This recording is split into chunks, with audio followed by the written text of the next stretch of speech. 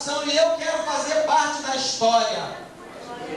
A gente vê, queridos, vários homens que fazem parte da história, como Daniel Berg, Gulavini, Billy Graham, Jimmy Swaggart, e o próprio doutor Osborne. Para quem não sabe, eu pesquisei isso ontem, porque nós estamos aqui montando um jogral, e esse doutor, queridos, que é um missionário, ele faz parte da história dessa igreja, mesmo sem ele saber disso. O doutor Osborne faz parte da história dessa igreja, porque foi pelo fato do pastor Luciano olhar as fotos de missão desse doutor. Ali deu início à história dessa igreja Batista Betsaida, Ministério Shimael. Diga para a pessoa que está do seu lado: Deus está te ouvindo agora. Glória a Deus. Deus está nos ouvindo nesse lugar. Então, querido, eu fico alegre em saber que eu faço parte dessa história. Diga para a pessoa que está do seu lado: você também faz parte da história dessa igreja. Amém. Eu queria convidar você a abrir a sua Bíblia no livro de Filipenses, capítulo 4, versículo de número 19. Glória a Deus. Quem achou diz amém. Amém. Quem não achou diz eu vou achar. Muitas pessoas ainda, né? Filipenses, capítulo 4, versículo 19. Como eu costumo dizer, irmão, nós não temos aqui nessa noite um grande mensageiro, mas eu tenho certeza que Deus, ele tem uma grande mensagem para os nossos corações. Filipenses 4,19, que diz assim: o meu Deus, segundo as suas riquezas, suprirá todas as vossas necessidades em glória por Cristo Jesus. Querido, eu vou ler, e aonde eu parar os irmãos continuam. Apenas o versículo 19, ok, irmãos? O meu Deus, está fraco, vamos de novo. O meu Deus, segundo as suas riquezas, suprirá todas as nossas necessidades em glória por Cristo Jesus. Amém.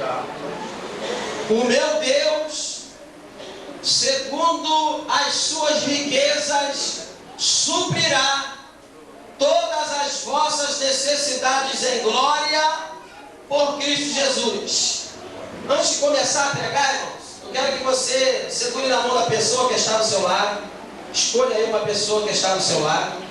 Olhe dentro dos olhos dessa pessoa e diga assim: meu irmão. Ou minha irmã, né? Depende de quem está do seu lado, não é isso? Vamos de novo? Meu irmão, não converse agora comigo, porque eu quero ouvir a palavra de Deus. Só os que querem ouvir a palavra de Deus digam amém.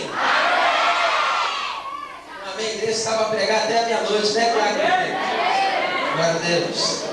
O meu Deus, segundo a sua riqueza, suprirá todas as vossas necessidades em glória por Cristo Jesus. Esse foi o versículo que mudou toda a história da minha vida. Filipenses, capítulo de número 4, versículo de número 19, que agora nós acabamos de ler, dizendo que o nosso Deus, segundo a sua riqueza, Ele suprirá as nossas necessidades. Foi este versículo, foi esta palavra que mudou a história, o curso da minha vida. No dia em que eu aceitei a Jesus como meu Salvador, o versículo-chave, a palavra-chave que me fez tomar essa decisão, foi este versículo, apenas um versículo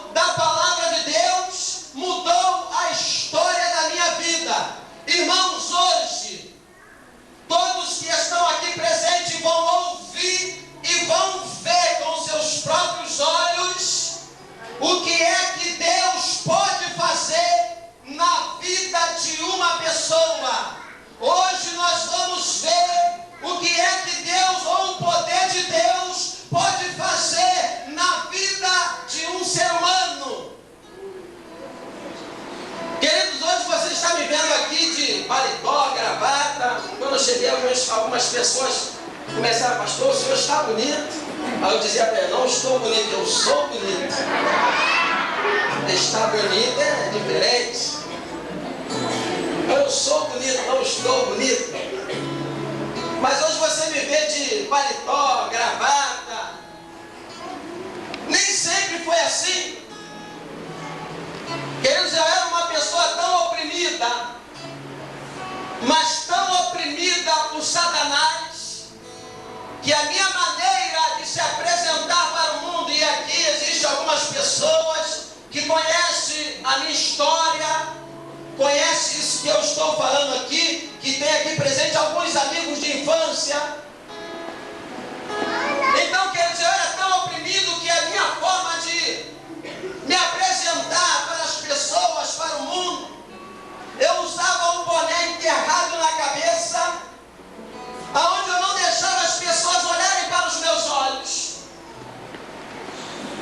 Eu tinha, irmãos, no meu pescoço vários cordões de prata. Naquela época se usava muita prata, hoje se usa muito dourado, mas naquela época se usava muita prata. E eu tinha no meu pescoço vários cordões de prata. E dentre esses cordões havia um que era bastante grosso, e uma cruz, querido, desse tamanho, que o cordão vinha na altura do umbigo, e a cruz que era grande, o cordão então vinha mais ou menos nessa altura. Em cada dedo meu, 2 anéis de prata. Em cada dedo meu, 2 anéis. E era desta forma que eu me apresentava para a humanidade. Era esta maneira, talvez escondendo atrás de alguma coisa, ou de uma falsa aparência. Queridos, até os 13 anos de idade, ou 14 anos de idade, a minha vida foi tranquila. Até os 14 anos, minha vida foi tranquila. Que meu pai, graças a Deus, era bem empregado, funcionário público. Apesar de termos muitos filhos, ou ele ter muitos filhos, né? Lá em casa, irmãos, até hoje é chamado de creche. Na minha família, até hoje meu irmão visitar aqui, chamou-se de Abraão, pai de muitas nações. Então, minha família, irmãos, eles têm muitos filhos. Para os irmãos terem uma ideia, o meu irmão, que é mais velho que eu, mas só na teoria, né? Porque na prática, nós nascemos no mesmo ano. Ele nasceu em fevereiro, eu nasci em dezembro, no mesmo ano, filho do mesmo pai, da mesma mãe. Então, para os irmãos terem uma ideia de como é minha família é grande. E eu sou filho, irmão, de uma família tradicional no bairro de Uaíba. Todos ali conhecem os meus avós, os meus pais. Nós somos muito conhecidos ali. E apesar, irmão, de ter uma família grande, apesar de ter uma família grande, apesar de ter muitos amigos, eu me sentia uma pessoa só. Talvez eu tinha aquela aparência por me sentir só. Uma família grande, 7 irmãos, muitos primos, muitas primas, muitos tios, amigos, enfim, mas eu me sentia só. Existia, queridos, um vazio dentro de mim, mas uma angústia tremenda, e eu procurava preencher esse vazio, preencher essa angústia com muitas coisas. Eu em busca de preencher esse vazio. Mas pode, pastor, ter tantos irmãos, tantos amigos, e mesmo assim se sentir só? Pode, porque eu era assim. Eu me sentia solitário. Mas a Bíblia diz, irmãos, que Deus, Ele faz o solitário viver em família. Então, querido, eu em busca de preencher o vazio que estava dentro de mim,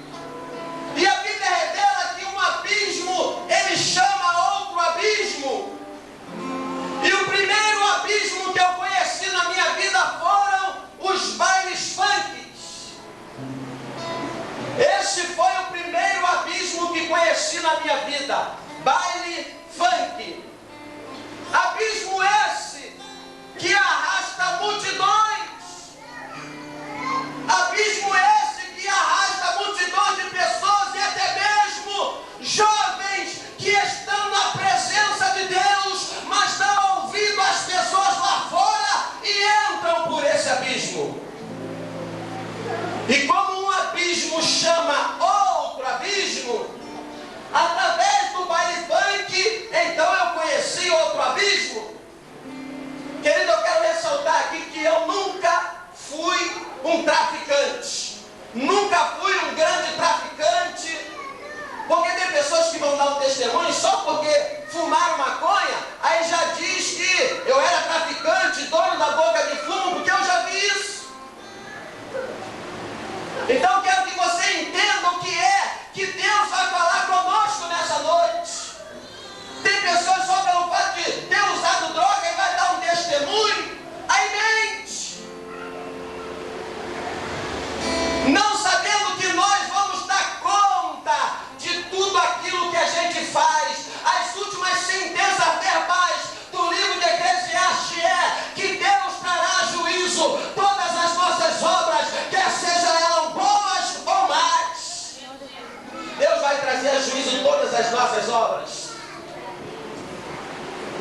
Mas se existe algum crime que eu poderia ser enquadrado, era de associação para o tráfico. Porque não tem aquela pessoa, querido, que está sempre no lugar errado, na hora errada. Era eu.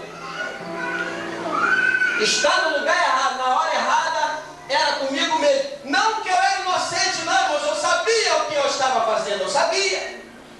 Eu tinha consciência do que eu estava fazendo.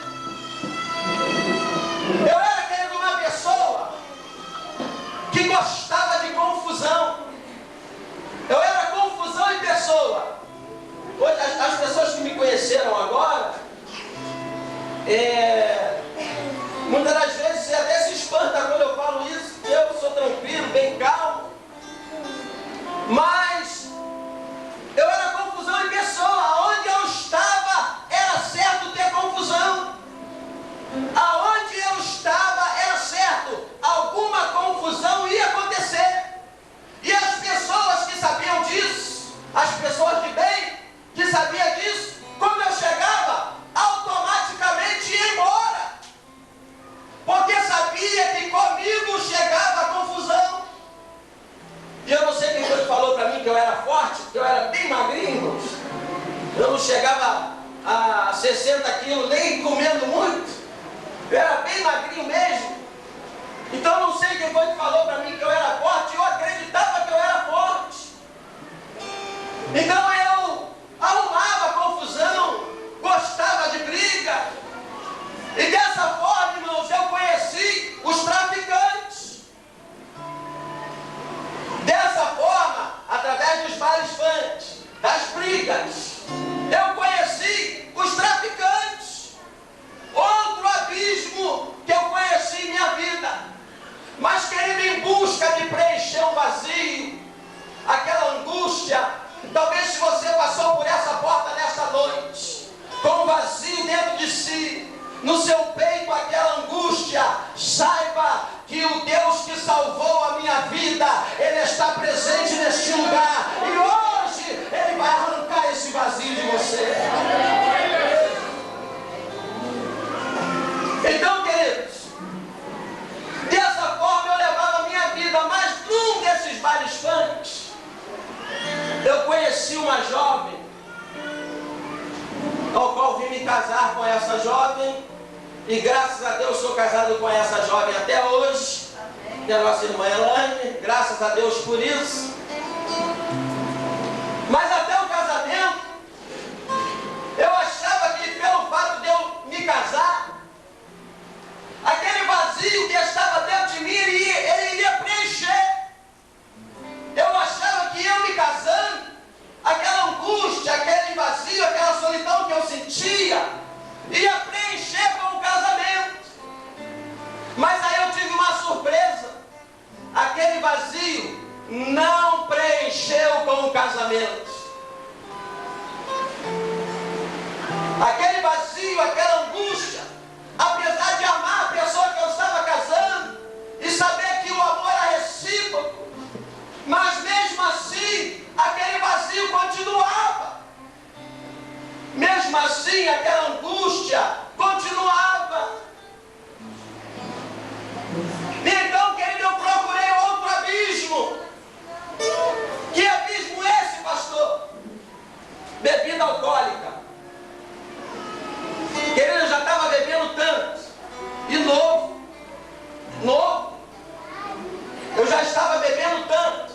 Que um dia, quando eu olhei para mim, eu estava dentro de uma lata de lixo. Literalmente falando, dentro de uma lata de lixo, junto com as fezes, papel, caco de vidro, areia, enfim, palito de picolé, ali. E o sol, quando bateu na minha face, e eu dentro daquela lata do lixo, eu disse: meu Deus, o que é que eu estou fazendo aqui? Eu sou casado, tenho uma família, tenho muitos irmãos. O que é que eu estou fazendo aqui? E eu não consegui entender por que aquelas coisas aconteciam na minha vida. Mas, querida, onde eu passava, todos os lugares que eu ia, sempre tinha alguém, um homem de Deus ou uma mulher de Deus, com coragem, é claro. E esse homem de Deus ou mulher de Deus olhava para mim e dizia: jovem, Deus tem uma grande obra na sua vida. Glória a Deus. Aonde eu passava, Diaconisa Elaine, eu ouvia esta palavra. Aonde eu ia, eu ouvia: Deus tem uma obra na sua vida.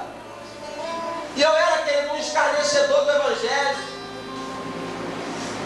Quando alguém se levantava para pregar a palavra de Deus, eu era o primeiro a escarnecer. Quando alguém ia lá na porta para evangelizar, eu já dizia de longe: aqui todo mundo é macumbeiro. Já de longe. E eu venho de uma família, irmãos, que veio dessa linhagem, dessa linha. O diácono Jorge, ele conheceu minha bisavó ali na Rua 9, que era dona de um terreiro, ou mãe de chiqueiro, como eu costumo dizer. E eu venho, irmãos, disso aí.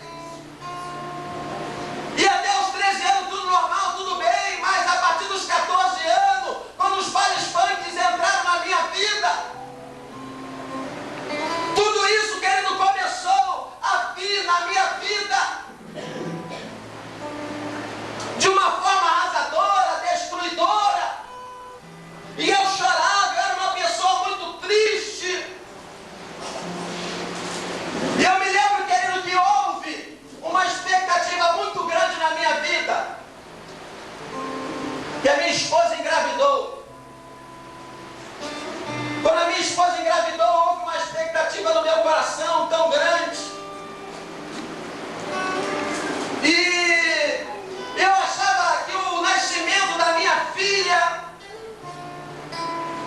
poderia preencher aquele vazio que estava no meu coração, aquela angústia ia desaparecer. E houve-se então, veio então um grande dia, a minha esposa entra em trabalho de parto. E eu me lembro, querido, que nesse dia não deixaram nem eu ir para o hospital, para os irmãos terem uma ideia de como eu era. Eu gostava mesmo de confusão, irmãos. A minha mãe está aqui presente, mas a minha mãe, ela chorava muito por minha causa. Eu fui uma pessoa, queridos, que eu fui um canal de destruição para a minha família. Eu era, dentro daquela família, considerada a ovelha negra. Eu era um canal de destruição para a família, mas hoje, para a glória do grande Deus, eu sou um canal de bênção para a minha vida e a vida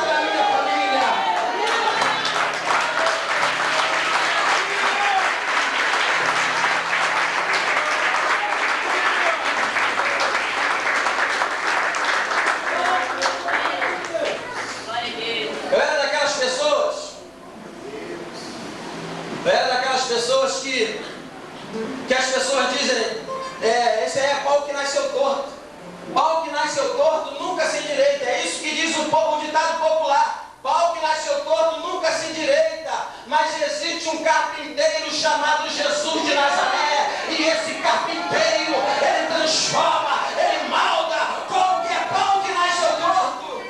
Então não foi à toa que Jesus aprendeu essa profissão. Não foi à toa. Eu era essas pessoas. Querido, eu era um jovem que as pessoas quando olhavam para mim falavam assim: esse aí só a morte. Esse aí, o fim desse é a morte. Aí, queridos, foram para o hospital, não deixaram ir com medo de arrumar confusão no hospital. Não deixaram, não, você fica em casa, você não vai. E foram para o hospital e mais tarde eu apareci lá. E quando eu chego naquele hospital, no hospital do Rocha Faria, eu olho para as minhas irmãs e as minhas irmãs chorando. Eu olho para minha mãe e a minha mãe chorando, pastor Luciano. E eu não entendia. E eu falava: mas por que as pessoas estão chorando? É um momento alegre na minha vida. É o nascimento da minha primeira filha. Por que é que as pessoas estão chorando? E a enfermeira havia dito para minha esposa que para ela pegar o mais rápido possível um teste no pezinho para começar o tratamento. E algumas amigas ali naquela maternidade tentando consolar, tentando dizer alguma palavra para ela que pudesse confortar o seu coração. E então, querida, a notícia naquele hospital é que a minha filha havia nascido com síndrome de Down. Eu, querido, que já estava com a vida já completamente destruída. Eu que já estava com a minha vida no fundo do poço. Aí vem mais uma notícia como essa. Não, queridos, que eu não pudesse ter uma filha com uma síndrome, ou uma filha, enfim, especial, não. Não é porque eu não poderia ter, mas não, eu não estava preparado para isso. Já havia desgraças demais na minha vida. Então não estava preparado para isso. Foi quando então, queridos, eu comecei a me aproximar mais daqueles amigos, ou falsos amigos, ou pessoas que não tinham nada para me oferecer. Queridos, uma semana antes de eu aceitar Jesus, eu fui preso numa favela no Rio de Janeiro com um pai de um traficante muito famoso. Uma semana antes de eu aceitar Jesus, nós tínhamos ido para ali e de repente nos pediram para ir no centro de carro para